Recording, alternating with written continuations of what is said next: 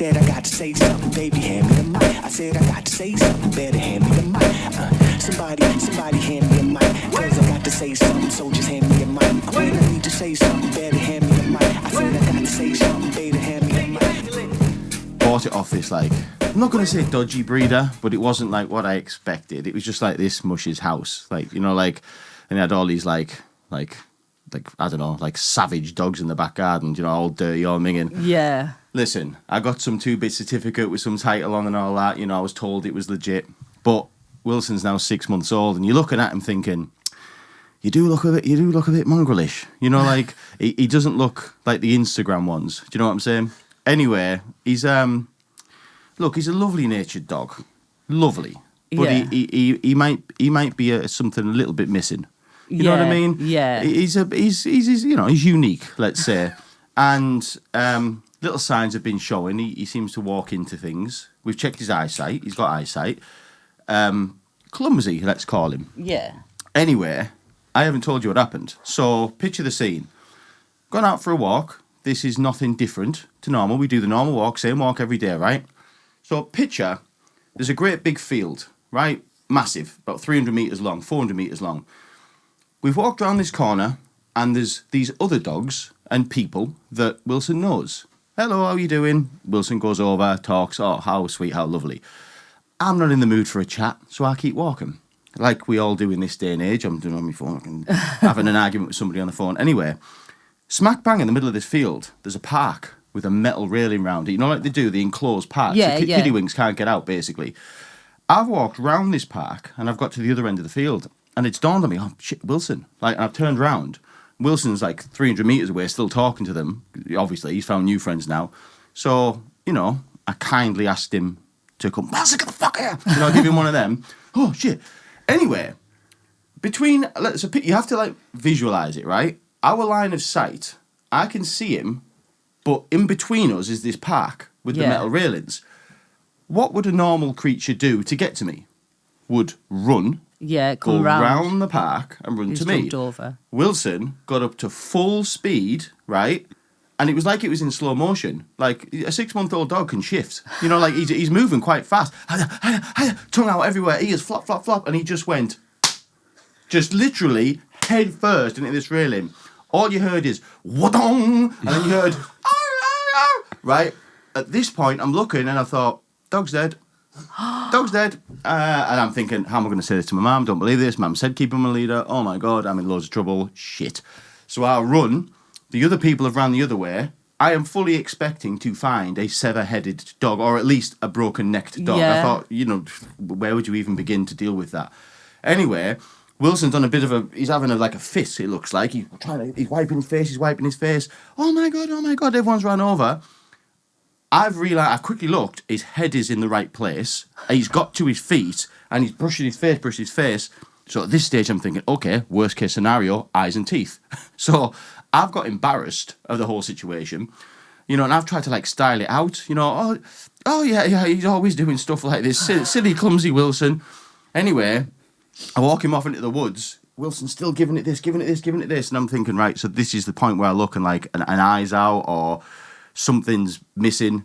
Anyway, I get him in the woods and I'm like looking at him and I just keep still. I'm looking, both eyes are there. Yeah. He's still looking around, touching his face. No, luckily he got away with it. Luckily, like dogs do, after 5 minutes he's completely forgotten about it. Anyway, a day later, have you ever seen a dog with a black eye? I've never seen dogs with black eyes. I didn't know they could get them. Cream, like creamy golden colour. So now he looks like he hasn't been to sleep for a week.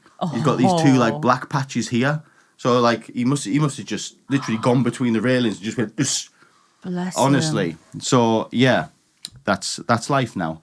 Wilson, we were saying last night. Docile dog. Yeah, like, he's his own self, you know? But, yeah, that's the story with Wilson. Yeah. If he makes it if he makes it an entire life, it'll be quite the feat. You know? I thought you were going to say jumped over the fence. I wish. No, head first, clean into it. Yeah. So how big is he now? Like, obviously 6 months. Yeah. I mean, I haven't had any exposure. To me, he looks massive compared to what we got. Do you know what I mean? Like, you just get this little puppy at first, and like, people who see him now will be like, oh my God, he's like a fully grown dog. But you have to remember, they get quite big, don't they? Yeah. Like golden retrievers, they do get fairly large. He looks like a big dog now. Obviously, he doesn't know he's a big dog. He thinks he's still a puppy. So, like, he's pushing my mum over. He's... Mate, this dog, it's sent to test us, you know? My poor mum, you know, she's retired, you know, she's, a bit of an easier life now. No. No, Wilson is a full-time. He's pulling stuff off the washing line. He's a retriever by nature. So he just retrieves anything. Lipsticks, makeups, people's documents, badges for college, washing line stuff, everything. It's just chaos. And I've caused it. I've caused it. But that's the story of Wilson. Yeah, interesting, eh? Anyone else ever had a rag dog?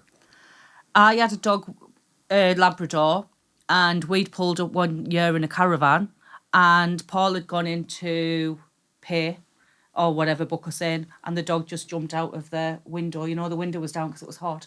Jumped out the passenger window and just followed him in. That was a lab. Was the car moving? No, thankfully. So yeah, I've been playing that game. Obviously, I'm 40, so I'm like an old school guy. I remember dogs just being like free. You know, back in my day, we didn't walk dogs. We just opened the door, and the dog went out, and he came back when it was ready. But a big thing I remember from being like a kid, right, is our dog would always ride in the car, but with the window down. Yeah. And then have its head out the window, just being a dog, wind in its face, slavering everywhere. So I'm trying to like promote it. So like when we're driving about, I'm opening the window. At first, Wilson wanted nothing to do with the window. He didn't get it. But as time's progressed, he's sort of got what he's supposed to do now. And he's gone from initially just like, poking his nose out to see what's going on to like a whole head out. But now he's getting like really enthusiastic and he's like, he's really leaning out. And I'm thinking it's only a matter of time. Like, let's add all the facts up here. Like, what do we know about Wilson so far? Not the brightest lad. Do you know what I mean? You can see it coming, can't you? Yeah, you can see a few podcasts from now, I'm going to be saying, Kieran, it happened. You say, what, Dan? I say, yeah, Wilson jumped out of a moving car, yeah. That's coming.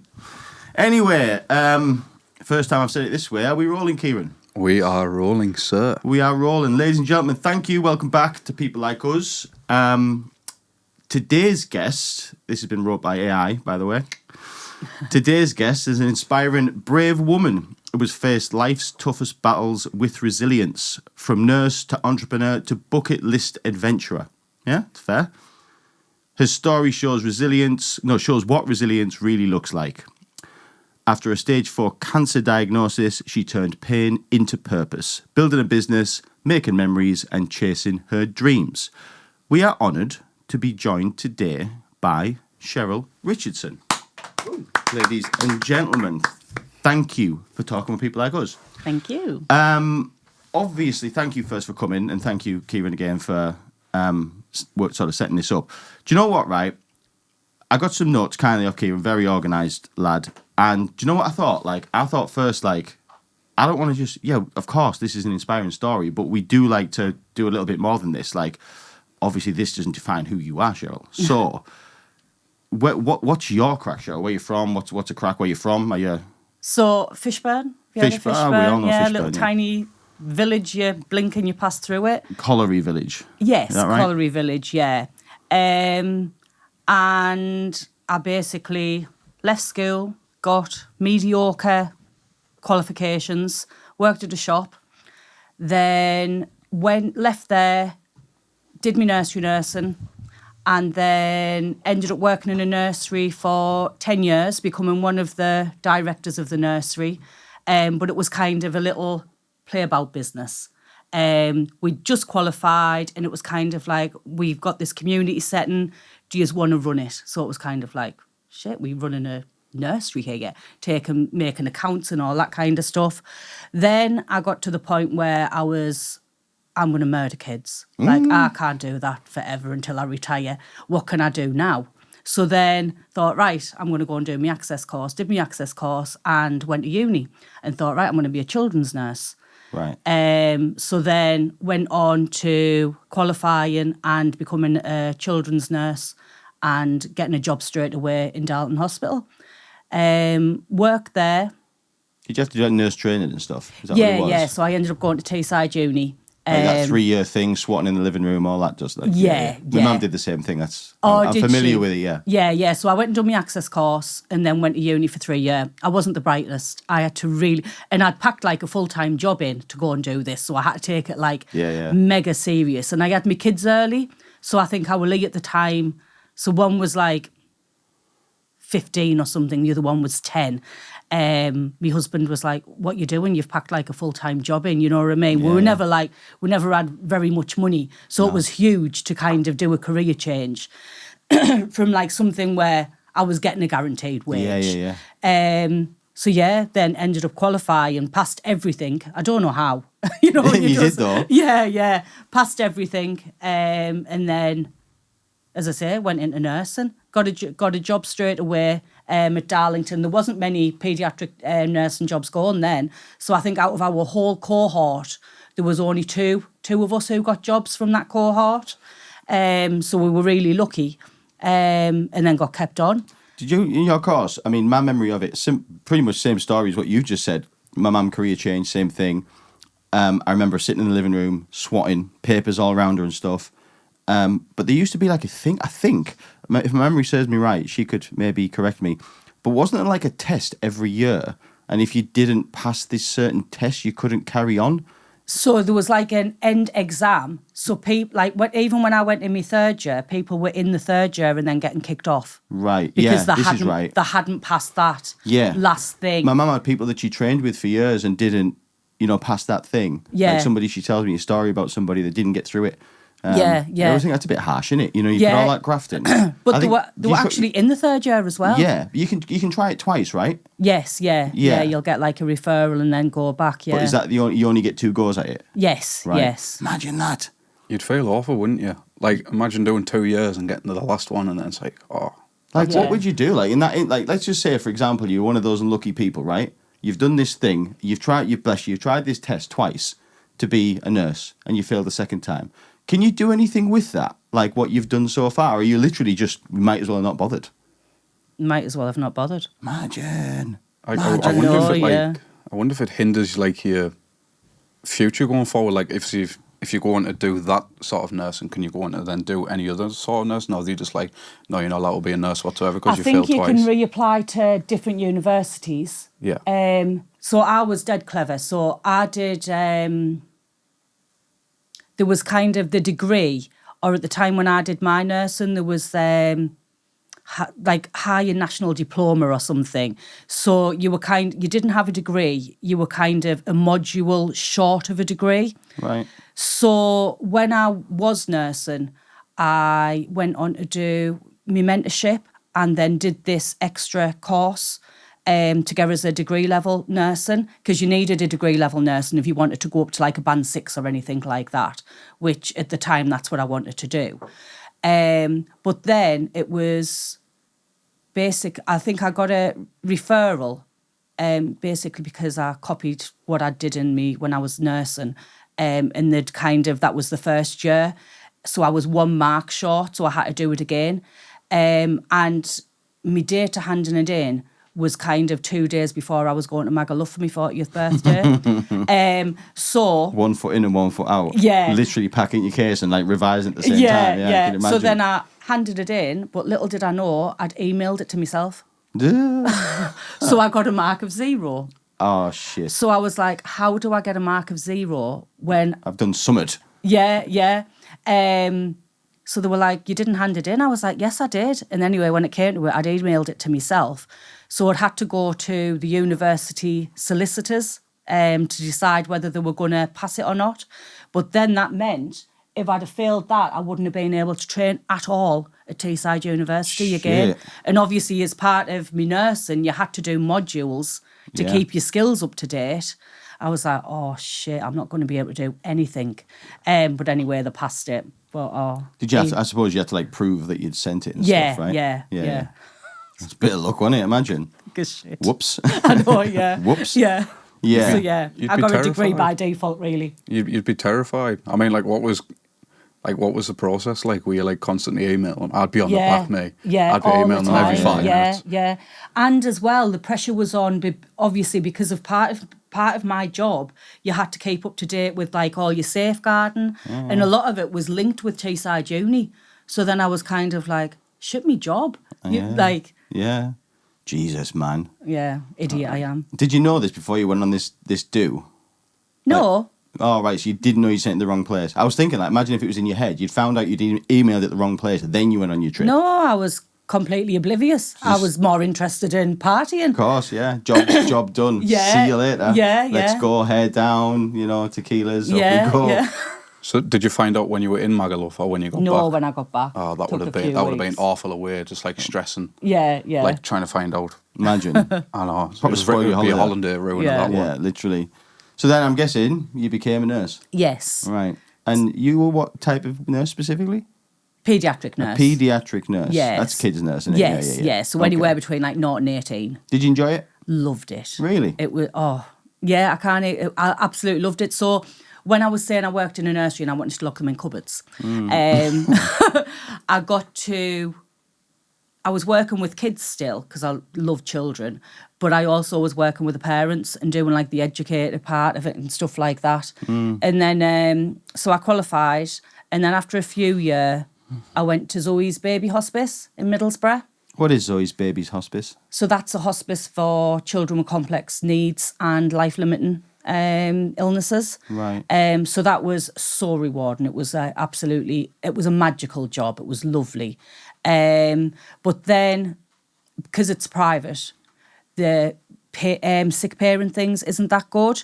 And I'd broke my ankle years ago and arthritis in my ankle, and they wanted to reoperate on it again, which I would need 6 months off work. Right. So then I was kind of like, I'm going to have to go back to the NHS to get my sick pay. Yeah. So off I went back to Durham Hospital that time, back on the wards. But then ever since I was a student nurse, all I ever wanted to do was work on the community, where you go around people's houses and give like your medications in the houses. And working in Zoe's, because Zoe's was classed as a community setting, there was a job came up on the community for the NHS at Durham. And because I got the skills from Zoe's, I got the job as a community nurse. Right. After interviewing for it, I think I interviewed for it for 3 times. And these jobs were very select. People get into these jobs You've gone through different like phases and stuff. because they're like, the classed as like the cushy jobs. Yeah. You know, Yeah, like you yeah, do, yeah. like so much office space, so much on the road kind of And thing. everybody wants them. Yeah, they're not as demanding as what they are, like ward-based jobs, where they can be challenging because you're kind of a lone worker, but it's a different challenge to kind of like ward work. Right. So yeah, I was over the moon. I got that. And the team I worked with were just absolutely amazing. It was a small team, so they were kind of probably a team of 12 people, so everyone gelled.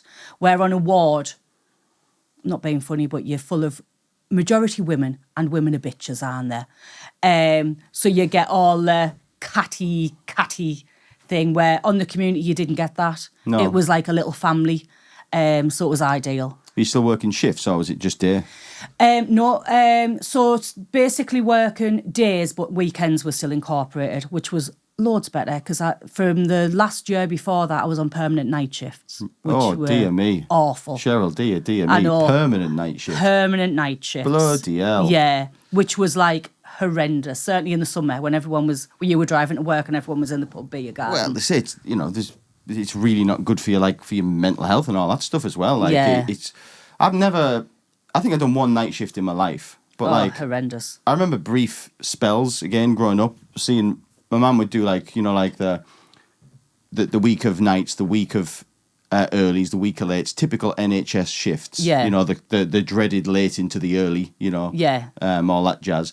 But I do remember like that, watching my mum on them weeks when she'd do nights, and it just seems so miserable, like trying to sleep, and like you're not getting the rest you need. Like it's what it is as well. It takes you out of like real life, because like real life operates in a certain way. Like people wake up around here, people go to bed around here. But when you're doing that, you just end up in a different dimension to everybody else. You just Absolutely. like it's antisocial.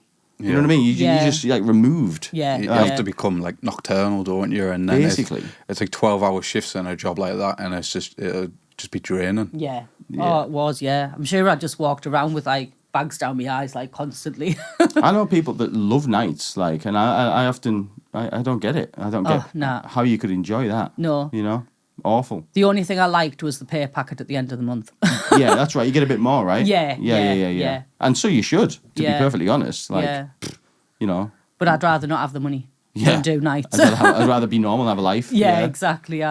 Right, so you got this sought after job. Yes. Happy as Larry. Yeah. And then I was in that job for 11 months. I never even got to the year. And then found some kind of indentation at the bottom of my nipple. Didn't think anything of it. I was training at the gym. My son was getting married. So this was the December.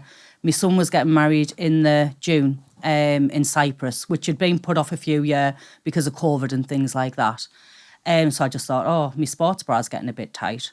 And then I was watching GMTV with Lorraine, and I'd never thought about anything. I always thought breast cancer and lumps and things like that. I'd never even heard of any kind of indentation. And then it mentioned it on Lorraine, so I was kind of like, oh. I think I'd had it for about 4 weeks before. I thought, oh, I'll just do a doctor's appointment, just to be on the safe side. Didn't really think anything, was working full time, felt absolutely fine. Went to the doctors and they weren't even convinced. They were kind of like, oh, we can't feel a lump, but yeah, it's a bit strange. We'll send you for the 2-week fast track, but don't stress about it. Went for the 2-week fast track and then went in for my mammogram. And I kind of like knew something was up straight away. How so? So I went in for my normal mammogram. And then the kind of went out, came back in the room, and they were like, oh, we just want to do one in a different position. So then went back out, came back in, oh, we just want to reposition you like this now. So I was kind of a bit like, oh. You seem a bit interested. Yeah. And I hadn't been for a mammogram before because I was only 45 when this happened, and you go for your mammograms at 50. Yeah. But I'd taken my mum before. So I was kind of like, she's usually in and out. Like, I kind of knew. So then they took us to another room and they were like, oh, we're just going to do some biopsies. So they kind of inserted a needle like under my arm and kind of took some fluid out. And then the radiographer was one side and the care assistant was at the other. Kind of, oh, you're all right. And I saw the look between them, and I went, I know that look, like I'm a nurse. Like, stop treating us like I'm stupid. Do you know what I mean? And she was like, oh, well, yeah, we do think there's something suspicious there. So it was kind of like a relay from like one room to another. And then shot us back out, took us back around to see the consultant. And then the consultant had said, yes, we do think you've got breast cancer. But kind of, it'll be a quick fix, kind of. We'll remove the lump. We think you've had it a year. You'll have a thing of chemo and then you'll be all right. So I was kind of like, oh, all right. Thinking, sounds all right. Yeah. Thinking, worst case scenario, I'll have a mastectomy. I'm going to get false boobs. I'm going to look like Barbie. You know what I mean? I'm going to lose my hair. I'm going to get a blonde wig. So me and all my wisdom went out on the night. Got pissed as anything. Making jokes, kind of like, oh yeah, I'm going to go reconstruction, all that kind of thing. Woke up the next morning and then I was a bit like, oh, this is real. Yeah. You know what I mean? Kind of reality hits a little bit. But still kind of like, loads of people have had breast cancer. Loads. Yeah. Big facts. Big facts. Still here. Yeah. Still talking about it. Yeah. So I was kind of like, you know what? I can do this. So the week after, I had to go for a CT scan. So he'd mentioned on the thing, we need to make sure that it hasn't metastasized. And what does metastasized mean? So that's what I was like. Right. I was like, I'm a children's nurse. I've never heard that word before. No. So it basically means it hasn't spread to Right. anywhere else in your body. So breast cancer can go to your liver, your bones, in your brain. Never knew that. Yeah, that's the sites that it kind of travels to. Right. So went through the CT scanner, went back in for my appointment the following week, and he was kind of like, "We're so sorry, but it's metastasised to your liver." Oh, for fuck's sake. But still, I was a bit like, "Oh, okay. Like, what does that mean?" So they give us loads of books. Go home and read these. Well, what does it mean? You need to wait and see the oncologist.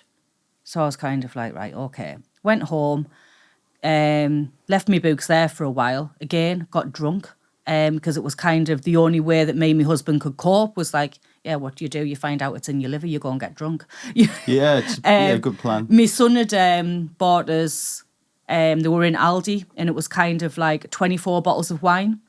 24. Yeah, just like your little single bottles. Right. So me and my husband, because we'd had drink in the house because it was Christmas, had opened the Christmas wine, and then at the end of the night, we raided all the advent calendar and was like, there's a red one for you, there's a white one for me, and basically drank all the wine out of this advent calendar.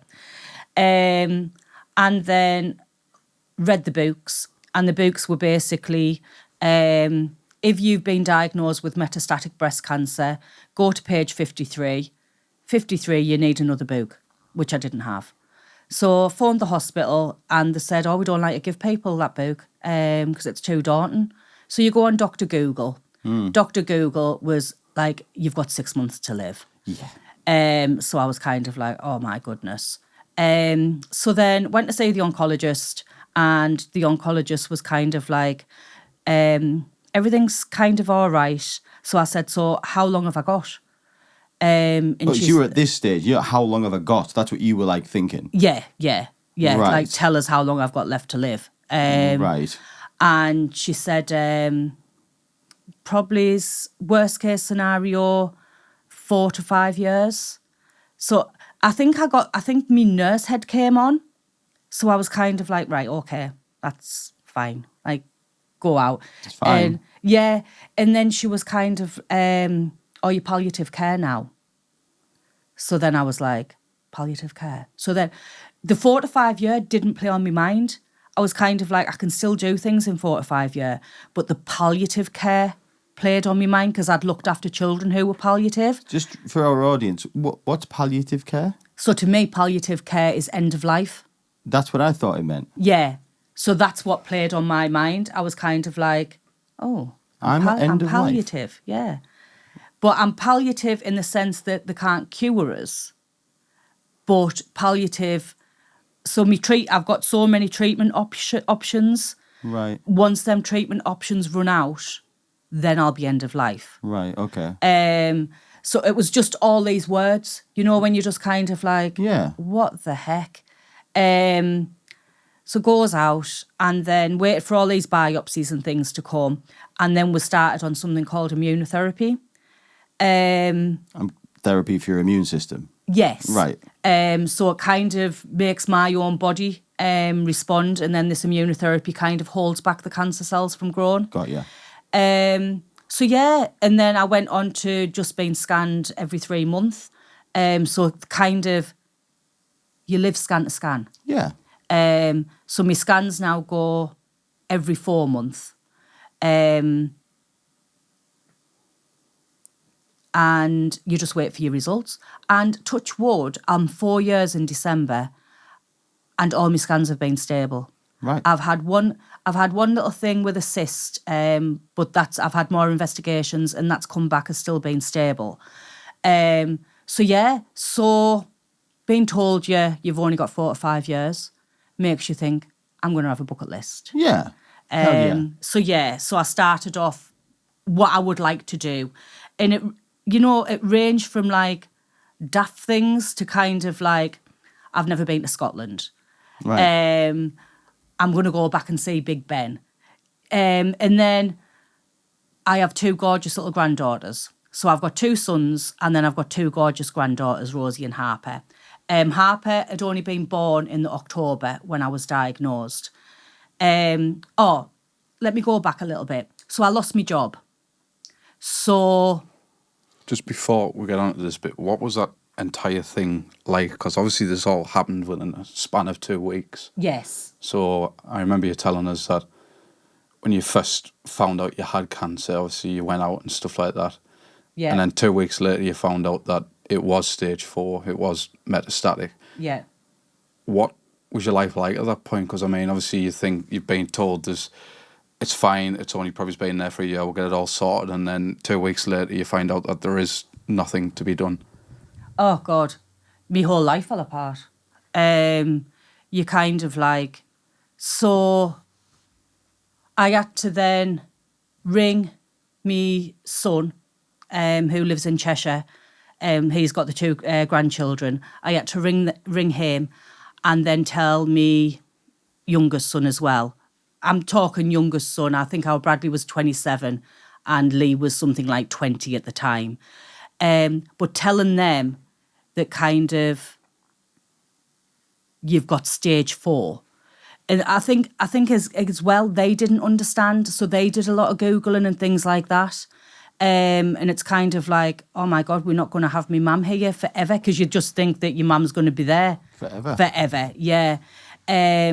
So yeah, that was absolutely mortifying, and I felt so guilty. You felt guilty? Yeah, really? Yeah. Just some life choices. So I was smoking, and through COVID, drinking. Like, I think through COVID, because I was working, then you'd get in from work, everyone would clap you, so you'd think, oh, I'll have a bottle of wine. Yeah. And all the adverts are kind of like, if you do this, you will get cancer. So I had a lot of guilt around my life choices. But I don't think it was anything to do with that. I just think that some people get cancer and some people don't, because there's loads of people out there that have never drank, have never smoked, and they still end up with breast cancer 100%. or other cancers. 100%. So yeah, we went down to see our Bradley, because obviously he lives away. So our Lee was okay because he could see us, so he could see that like I was still just me, where I think the oldest one expected us kind of like to all of a sudden have lost like 5 stone, be really thin and looking poorly. Yeah.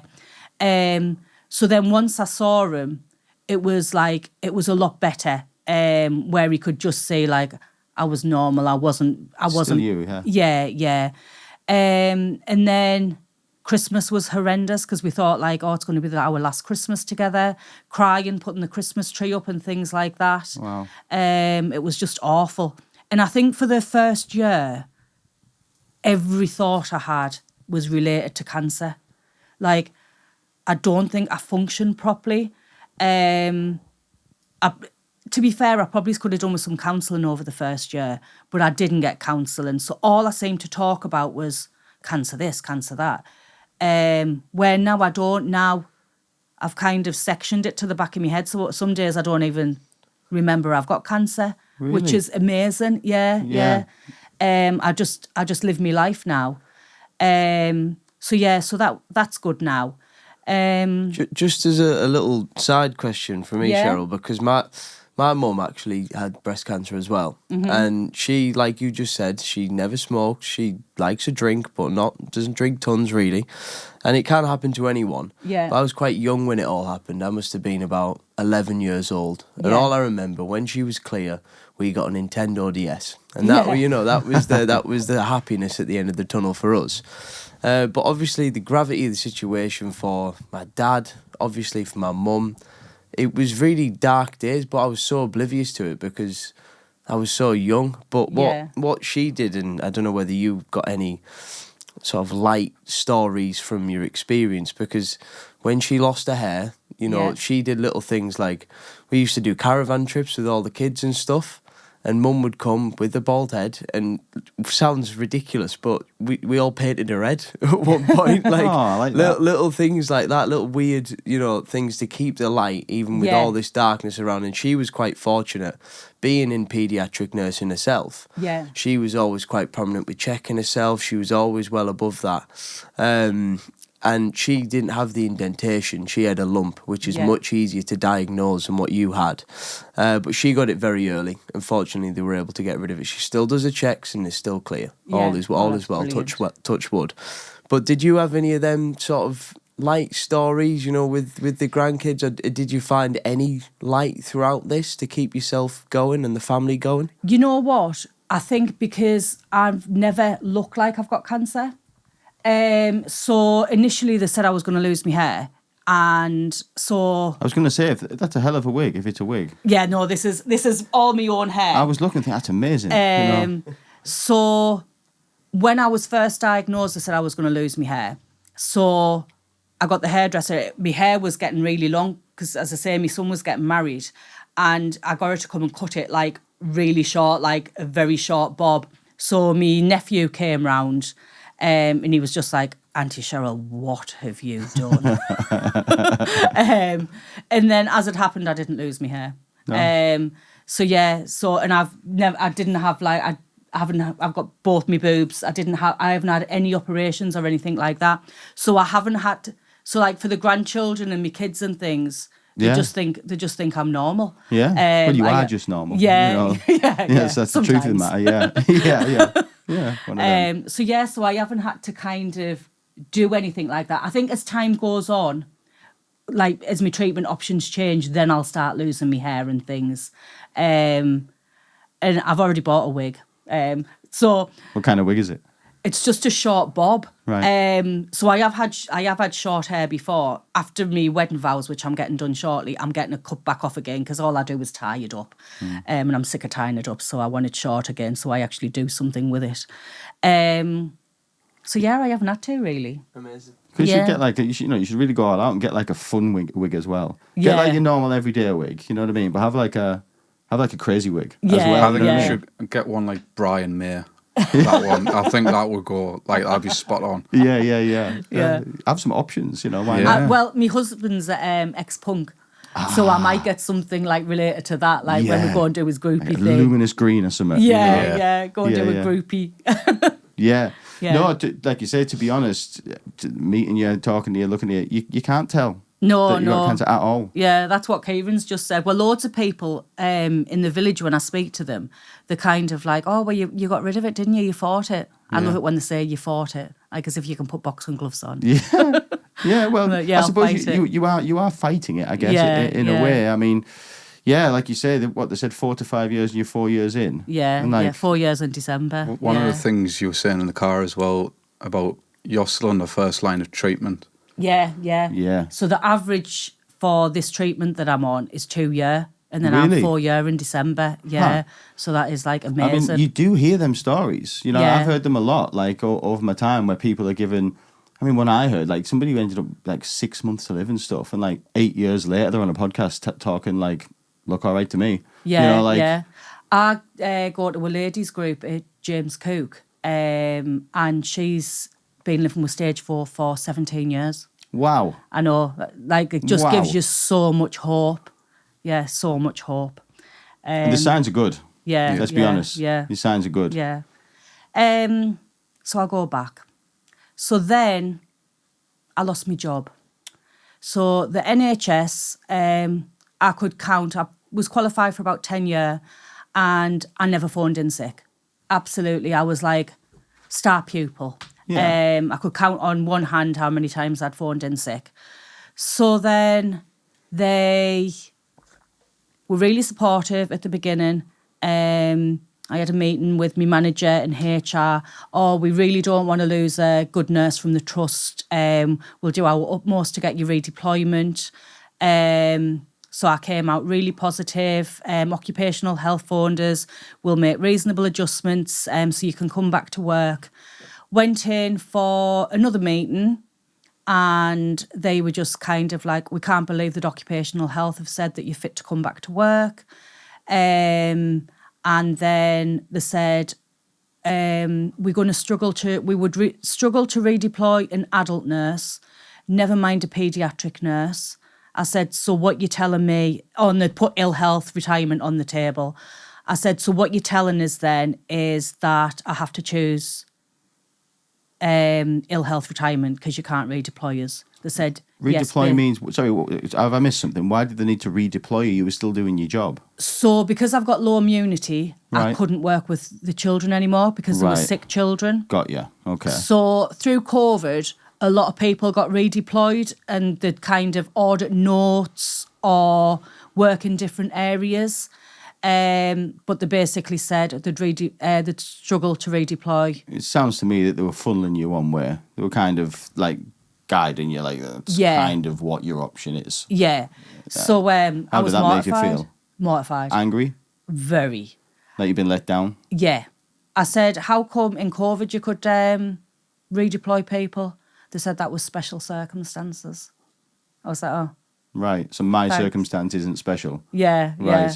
So just out of curiosity, how could they, let's say, what could they have done redeployment wise? So What was on their options? And this was the NHS we're talking about. yes, Right. yes. So through COVID, people kind of went and audited notes or kind of put you in a specialist clinic. So you'd be kind of a staff nurse working alongside like an epilepsy nurse or something like that. Would you have took this if you had the option? Absolutely, Okay. yeah. Even in my role, so my role was 50% office work, so kind of liaison with like the RVI. And then the other nurses could have gone out and done like the visits and things like that, and I could have like manned the phones and things. So yeah, they could have redeployed us. But It the wasn't in basi- their best interest, basically. No. This is better for us. Yes, yes. Right. So yeah, so then I was just kind of like, obviously I hadn't been diagnosed that long. I was just like, just give us the paperwork. So then on my last meeting when I went in, they said, oh, we can we can take you back on your role, but only for 3 weeks. I said, 3 weeks? Yeah. I said, and can you not extend this to 6 months? They said, no, we couldn't possibly extend it to 6 months.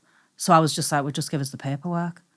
Yeah, they literally just funneled you out. Yeah, Is what yeah. they did. Which, Literally. for a caring profession, I thought was absolutely... You'd have thought of all the professions, like of all the, Yeah. people to be working for, like Yeah, the absolutely. NHS. Like, Yeah. are you shitting me? Yeah. Like, you guys should be the best at this. Like, really. Yeah.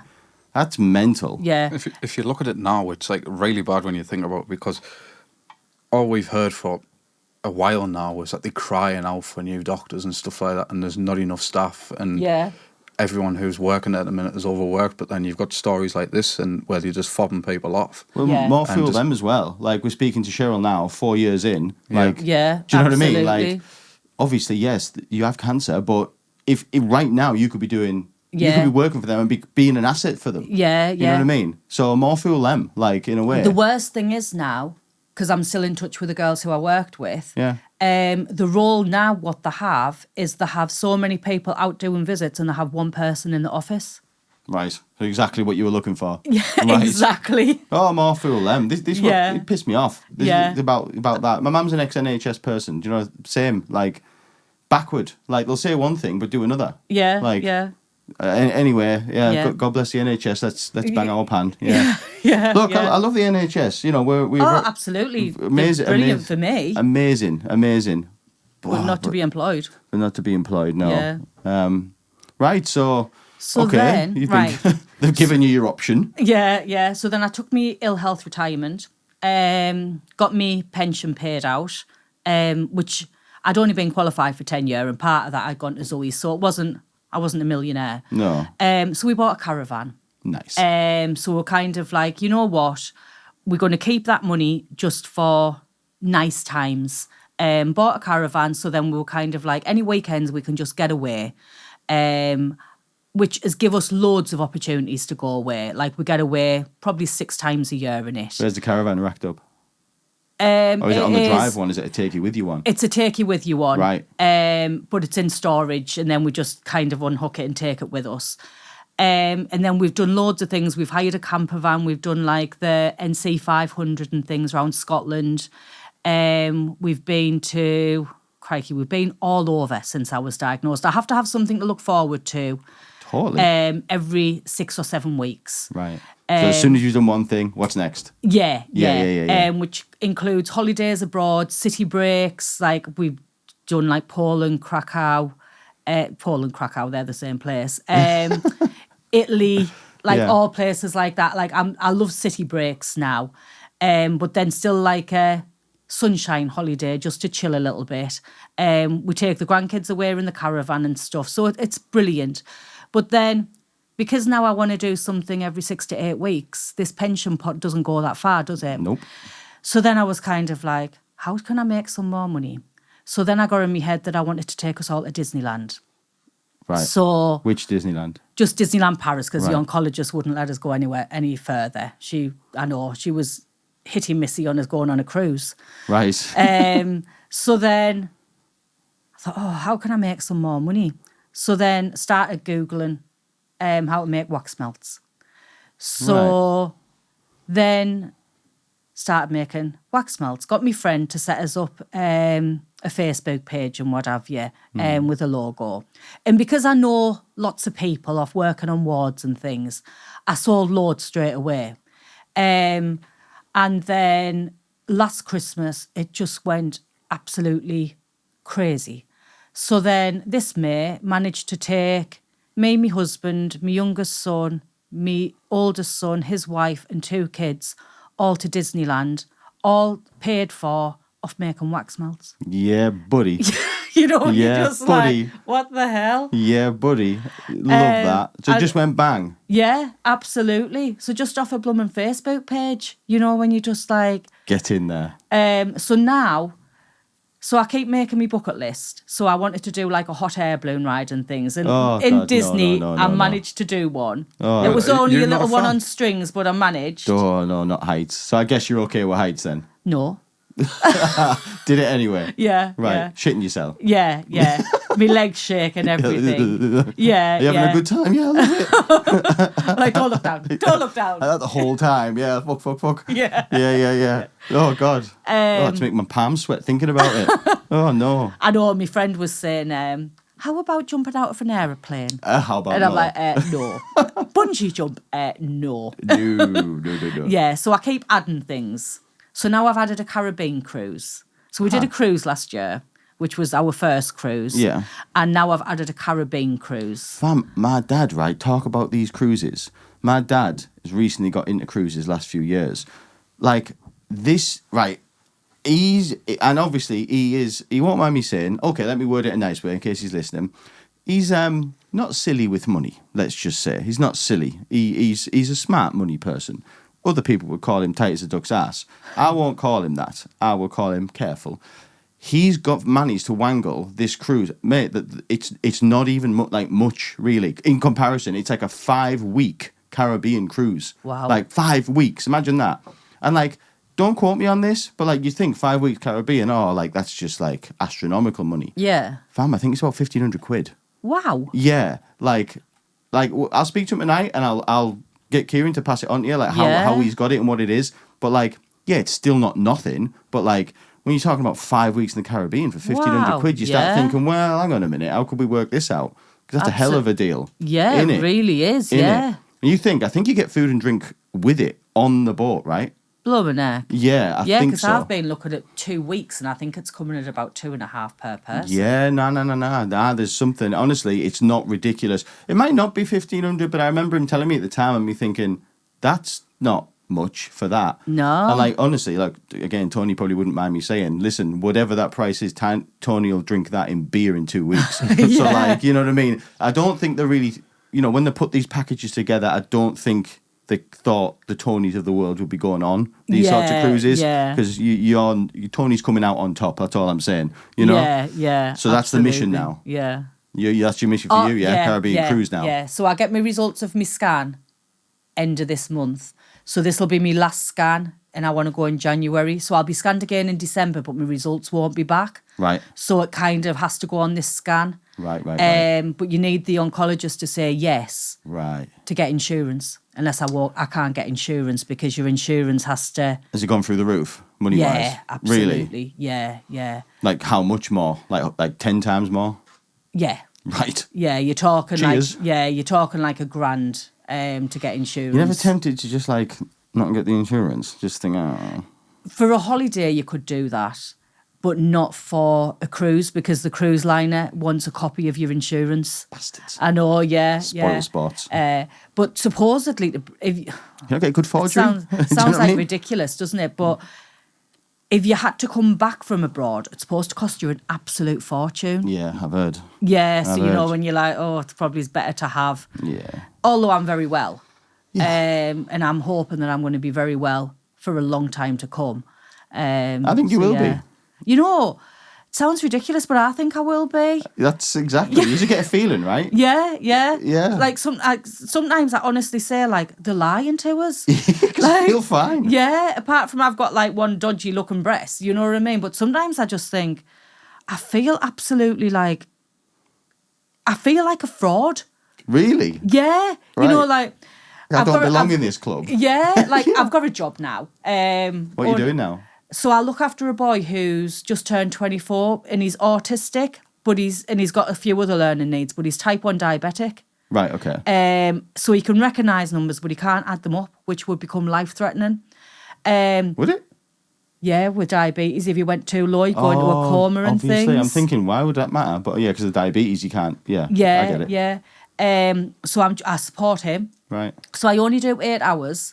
So it doesn't affect kind of any of the benefits that I get because I'm now a benefit person. Never been a benefit person in my life, but Listen, now I am. You worked hard all your life. Do you know what I mean? Yeah, So you're yeah. entitled. You know. But yeah, absolutely amazing. The job was written for us. You know, when you just Literally. yeah, absolutely. Like I stand behind him. I'm like, come on, get your washing in. We go to the pictures. We go Teesside Park. Mooch about with him. Yeah. And he's good fun. Is he? Yeah. Like you wouldn't think he's got any learning needs like whatsoever. What's He's his like, name? Oliver. Oliver. So he's full of tattoos and things. He's a strapping lad. Is he? Yeah. Shout out Gets to Oliver. moody when I get out. Gets moody when I have to get him out of bed. How old's Oliver? He is 24. Of course. Who Yeah. wants to get up at 24? I know, yeah. Some Yeah. days I'm like, oh, come on, man, get up. You've got to get your washing in. He's like, nah. So going back on to the wax melt and obviously Yeah. your bucket list, Yes. how's that going now? What are you most proud of to have achieved since starting doing these wax melts? Is it Disney or? Oh, absolutely Disney. Yeah. So for Christmas, my son and that thought that they were paying it for themselves. So I managed to keep it quiet. So then on Christmas Day, I gave them a scratch card and they scratched it out and it was like, your balance for Disney is 0. So my daughter-in-law just like burst out crying. Oh, man. So I kept it going kind of thing that they were paying for themselves and they haven't got very much money. So they were like over the moon. So yeah, that has to be me hands down achievement. Yeah. Love that. And it's Although- like, it's a lot of work. Like I went in the house before Christmas last year and I just screamed and my son came legging it down the stairs. He was like, Mum, what's the matter? I was like, me house. Like I just had like shit from like one part of the house to the other because I was doing all these gift boxes. Yeah. Well, you go to work, you work and you leave it at work, don't Yeah. you? But I was just like, I don't know where to start. I want to get my house sorted for Christmas. And you know, you're when just living in this- gift boxes, like, honest, I must have sold 100 gift boxes. The life of an entrepreneur. Yeah. Literally sleeping with your wax melt for a pillow. It really is Literally. as well. Because, Yeah. like, you're thinking, like, oh, what can I do next? Like, oh, I'll order these and I'll try these. Do you know what I mean? Yeah. So, yeah. But now you do a lot more, don't you? You don't just do the wax melt. You do No, I do Hoover gift discs, boxes. candles. What else? Yeah, so I've made some candles. So I've started a selection of candles. And when I was diagnosed, so my inspiration is Deborah James. Who for those like? Who, So Deborah James was the bowel babe. tell me more. So she had the bowel cancer. So Right. she was always on kind of adverts and she dressed up as a piece of shit. What's a lady? She dressed up as a piece of shit. Yeah. What's a yeah. lady's name? Deborah James. Deborah James. Yeah, bowel babe.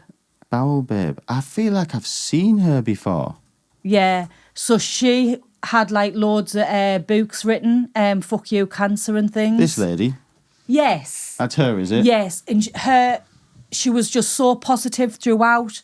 She kind of did all of her stories of when she was going through treatment, as wrote books. So I was kind of like, I'm going to be like her. Just keep positivity going. So I've now done a candle range that says FU cancer. Right. So it's the FU cancer range. Yes, Love yes. What's the business called? Cherish Creations by Cheryl. Cherish Creations by Cheryl. Yeah. I love She that. was saying on the way here that you might want to change it. Don't you? Yeah. So I'm hoping to get an Etsy shop. But I'm thinking for keywords, I might have to change my name, so it's more related around wax. So I'm trying to think of a name, if you can think of anything, that comes with either scents or wax melts, but then still have by Cheryl. So your best mate on that is ChatGPT, and that's where you're at. Yeah. Just literally I enter it did in. think of one in the car. I had Comfort Sense by Cheryl. Yeah. Comfort Sense by I Cheryl. don't know. I don't mind Cheryl melts wax. Yeah. I know you can keep it basic, couldn't you? Yeah, I think Straightforward. sometimes basic is better. Totally. Yeah. Totally. So hopefully I'm going to... Well, I've got loads of Christmas markets booked in. I've even booked in for Hardwick Hall. I've been And there it's before. 100 quid a ticket, 100 quid a stall. So I'm like, am I out of my depth?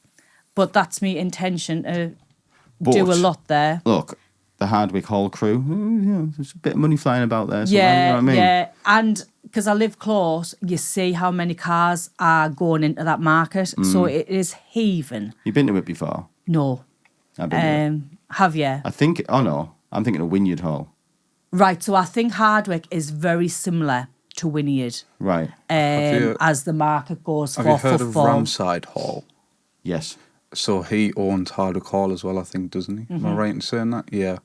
So it's He's called based... John Adamson, right? Yes, that's right, yeah. Yeah, I know him. Yeah, so he owns Hardwick Hall as well. They do loads of stuff there, like that fair. They just recently had Hardwick Live, which is like a music festival. Yeah. On a weekend. It is quite big on the inside, isn't it? It's like a very posh place on the inside. So, So this is the plan: hit the markets, Yes. get amongst the. Yeah. I local just need to things. get some bloody stuff made because this summer I haven't made anything because it's just been too hot. Yeah. Well, everything would just melt. Oh, yeah, you know, of when course. you're just like... Yeah. So, I mean, you've yeah. got to have the stock if you go into these things. I know. You can't just turn up with IOUs, can you? Yeah. So I will make you a melt. Yeah. Promise. Just pay us. Yeah. Yeah, so I need to crack on and get making some stuff. Right, amazing. So, okay. Apart from, do you know what I like? I want to hear more about this bucket list because I'm sure you're going to get on this Caribbean cruise. Yes. Just in your head, right? If you're, why not? We're all friends. Yeah. What other stuff could there potentially be? What other stuff would you like to do? is there anything else on there that we don't know about yet? You what, sorry? Is there anything else on there that we don't know about yet? So I've just been away to London with two friends who I literally grew up with. Right. So one lived next door to me and one lived 2 doors up from me. And we've kept our friendship. Although we different lives and things like that, we've kept very close. So next year we're going to do a 50th girly tour. So A drinky tour? Yeah. Me and one friend were like, oh yeah, let's go to Ibiza or let's go to Portugal. And the other friend, who's a little bit more well-to-do than us, was like, let's go to Lake Garda. There's always one, isn't there? There's always one. So I don't know where we'll end up, but we're going to do a girly tour. You could get a load of bottles of Lambrini and go to Lake Garda. And you've mixed them Lambrini both. is minging. Well, It makes me sick after 2 glasses. Well, what, Echo Falls girl? What are we? What is the tipple of choice? Wine, Cheryl? definitely. Yeah, I know wine. But what type of wine? Are you just not fussy? A Pinot or a Sauvignon. Right. Yeah, a dry white wine. A dry white wine. Yeah, definitely a dry white wine. I like it. I don't like rosé and I don't like red. No. I do rosé if I'm really drunk, and it's all that's left. Yeah, do you know what, right? My thing with the red wine thing, I've had 2 different types of red wine, probably Southport. Do you know Southport used to work in, what's it called? Hospitality, Daniel. Work in You know hospitality. this. Do you know that? It's an ongoing joke. Yeah. He always says he worked in hospitality.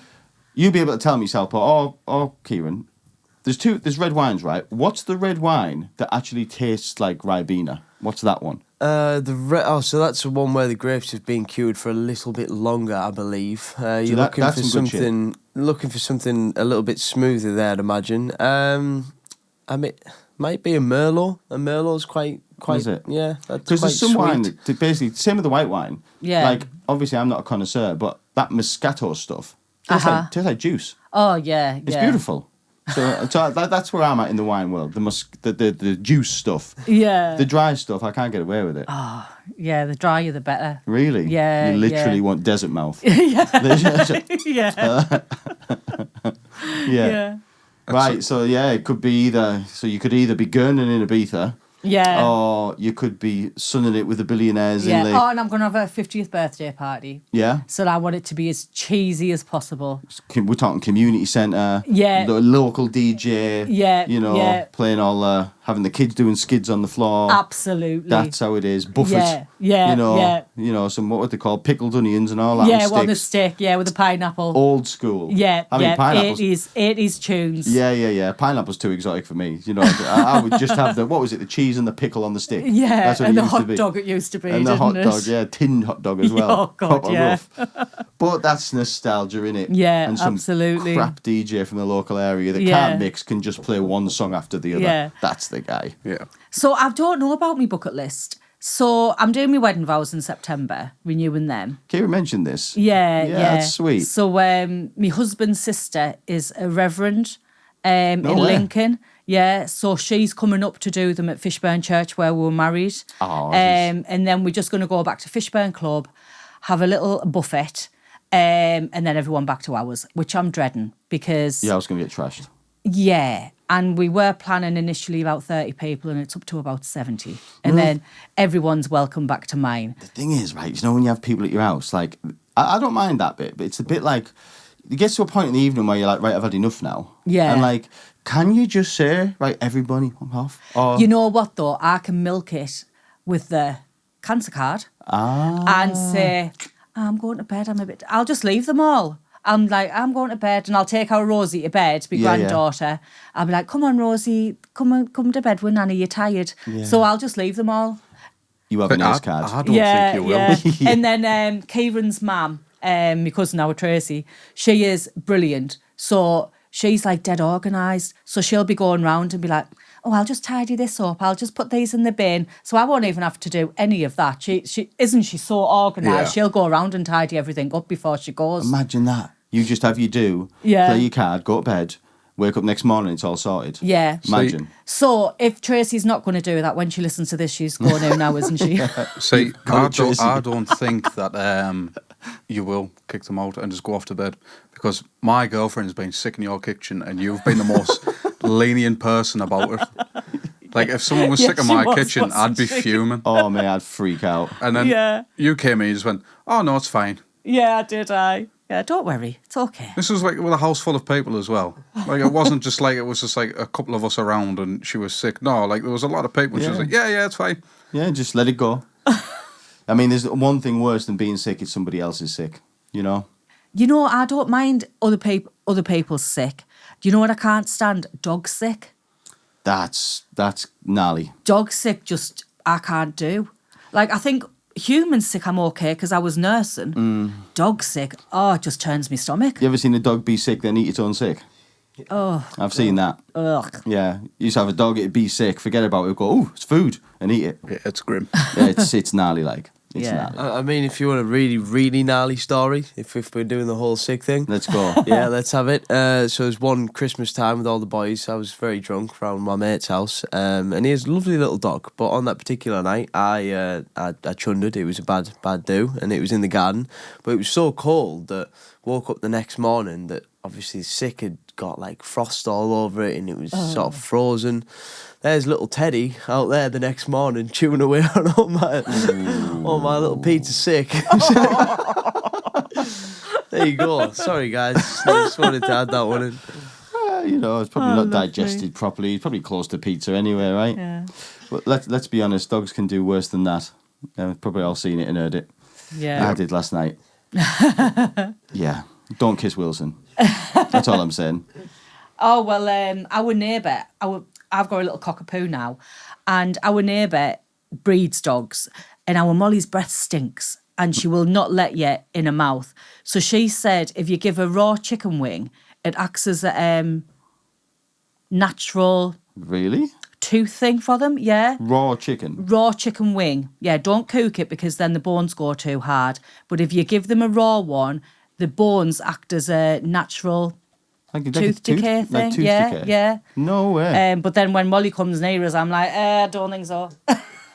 Well, I want to ask you, right? So, I mean, totally inspiring, and yeah, it'd be fair to say you're absolutely kicking ass out of this whole situation. Yeah, both in how absolutely. you've handled the diagnosis and both with your total gangster hustle now, just making dreams happen.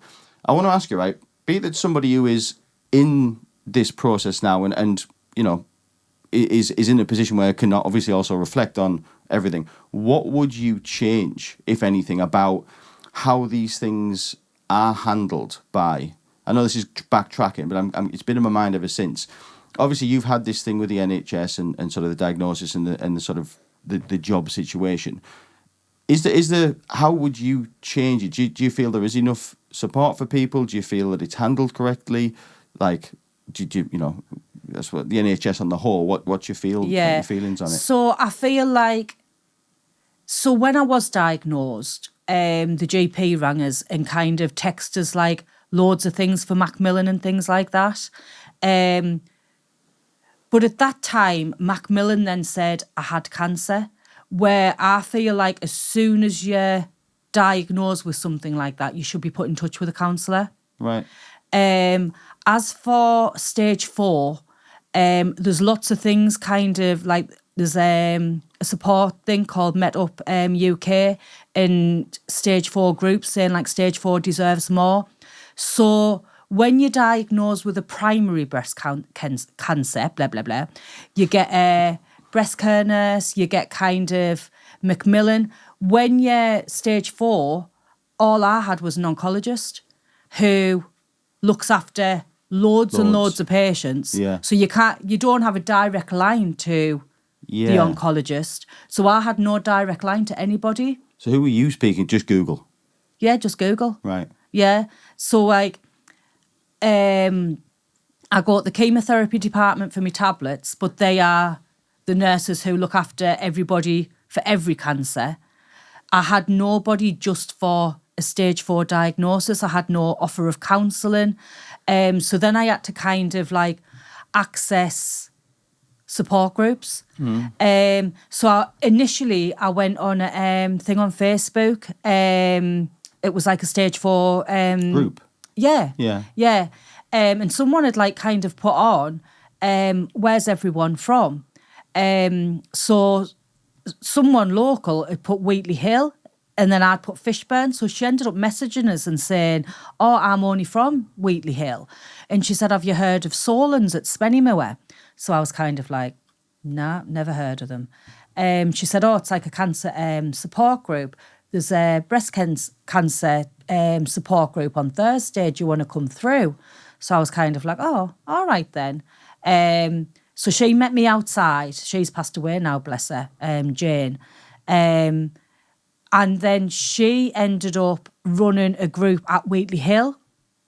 And because Jane was running it and Jane had kind of completely took us under her wing, I went to her group. And now I've ended up helping run it now. Oh, yeah. So, yeah, but it's a relatively new group. It's only been open a year. And there's 4 of us kind of took over the running of it. So I'm kind of trying to do the accounts and things because I've got that skill of when I used to work in the nursery. Not that I'm a pro at it. No. And like one's overtook the overall running of kind of trying to get funding and things, and we're trying to get a charitable status and stuff like that. So we're just trying to get our numbers up. Again, this wasn't let's bash the NHS type of question. That isn't it. I'm from an NHS family. Not just my mum. Various people work for the NHS. Big advocate of it. Love them. Think they're amazing. This was purely for the few people that do listen to this. They aren't perfect, and there is money floating about, and if we've got money to be funding this and to be funding that, well, there might be a little bit of money that we could fund just a few changes, a little bit of extra this, a little bit of extra that, because obviously you know, I won't say lucky as such, but you have a family. Yeah. And I guess what I'm saying is it doesn't feel sometimes that there's the support or the things in place for everybody. Like, I think you were, you know, like you had very little, apart, you know, is it the oncologist they called? You had that. And it's kind of like, read your books, speak to your family. Well, what if people can't read books? And what if people don't have a family or a good family? You know, there will be people out there that didn't have the setup you had in that situation. And what do they do? Yeah. What's their situation? How do they feel? You know, and again, not a bashing of the NHS at all, but I just wanted you to, as somebody who's been through it, to, you know, possibly point out where they might be slipping up a little bit. And what I just think you should be signed to a counsellor, like straight away. Immediately. And that was never given as an option to you. No. Right. Because I think that's a money thing as well. Let's be frank, it's a finance thing. Because as I say, for the first year, like I've cried more tears. I bet. And I didn't like to talk to my husband about it, because every time I talked to my husband about it, he would get upset. I didn't talk to my children about it. So you keep a lot of thoughts inside. If you don't mind me asking you, Cheryl, who was the person you spoke to then? Probably those my moments? sister, my sister-in-law, and our Tracy, my cousin. Right. So kind of like, and probably is one of the ladies who I used to work with. Like, I remember one night just like messaging saying, "Stop the bus, I want to get off." Do you know what I mean? Being like, I don't know what to do now.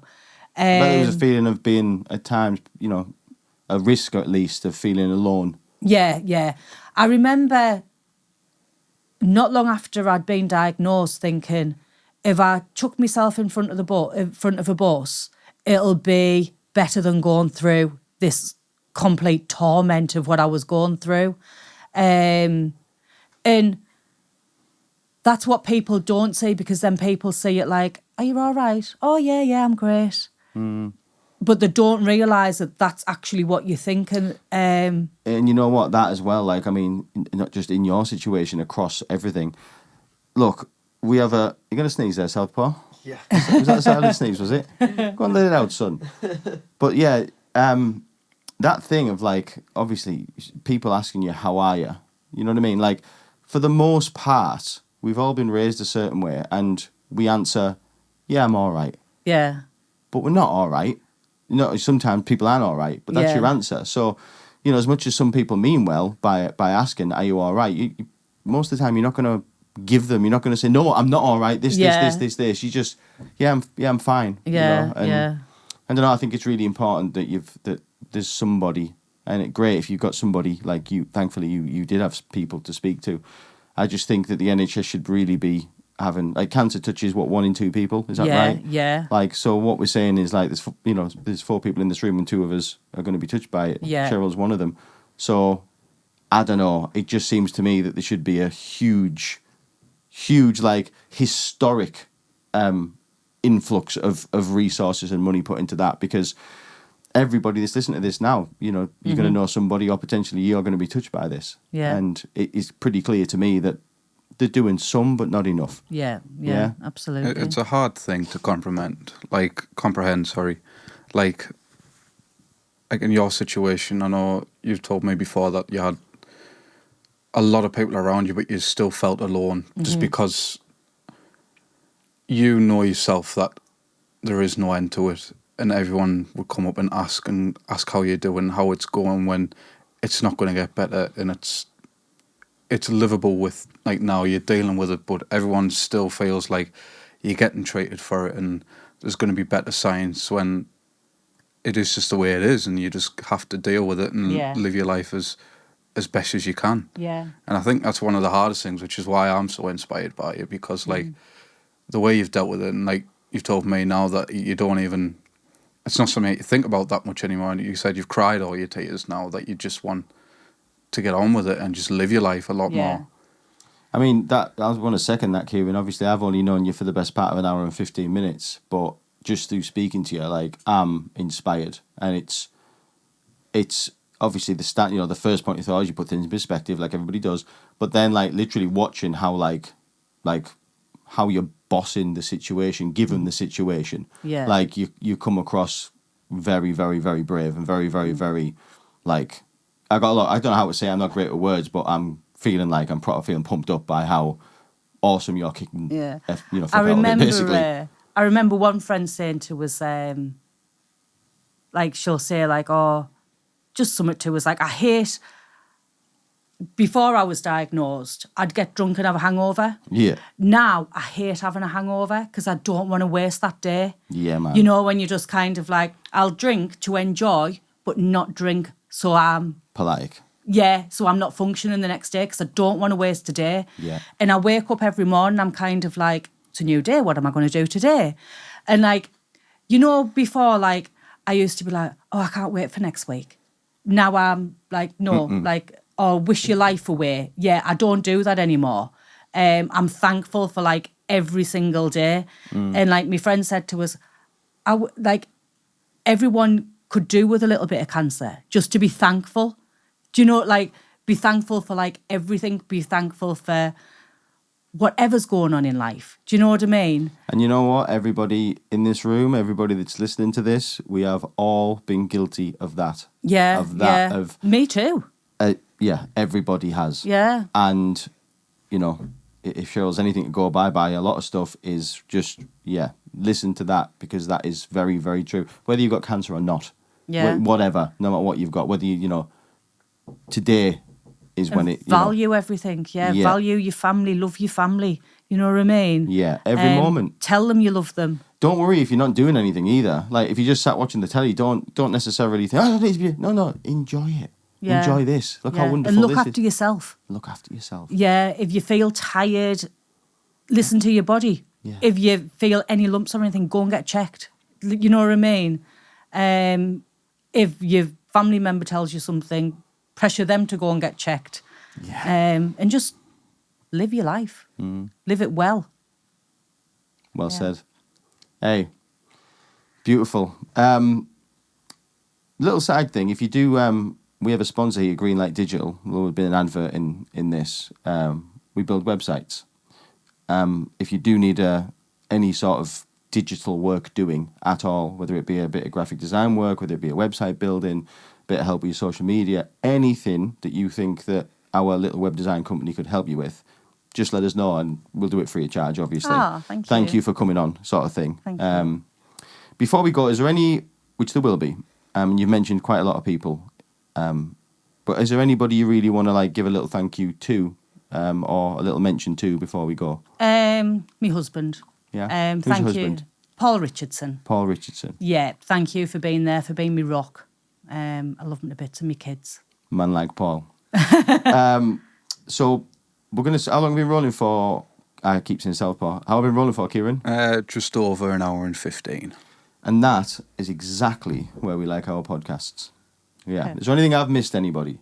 I think that's everything. I mean, we could probably sit here for hours and keep doing this, but... I know that time's gone really quick to It say. I was does. a bit like, oh. It does, no, but like, we've just got this thing now. We used to roll for hours and hours, but like, the hour and 15, that's the sweet spot. Yeah. That's where you want a podcast. No one listens for 3 hours unless you're Joe Rogan. Yeah. Do you know what I mean? But yeah, listen, amazing. We're going to link Cheryl's Creations. Yeah, we'll put a Facebook page in the description, and all the reels and stuff we post, we'll tag her in, so you, the viewers, can go and see some of the stuff she's been up to, see her at Hardwick Hall Fair and everything else she gets up to in the Come future. and buy all my stuff off Hardwick Hall Fair. Yeah, we have to make it first. I know. I know. Right, listen, ladies and gentlemen, round of applause, Cheryl Richardson.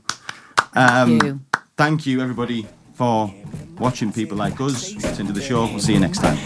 Somebody hand me a mic, cause I got to say something, so just hand me a mic. When I need to say something better, hand me a mic. I said I got to say something better, hand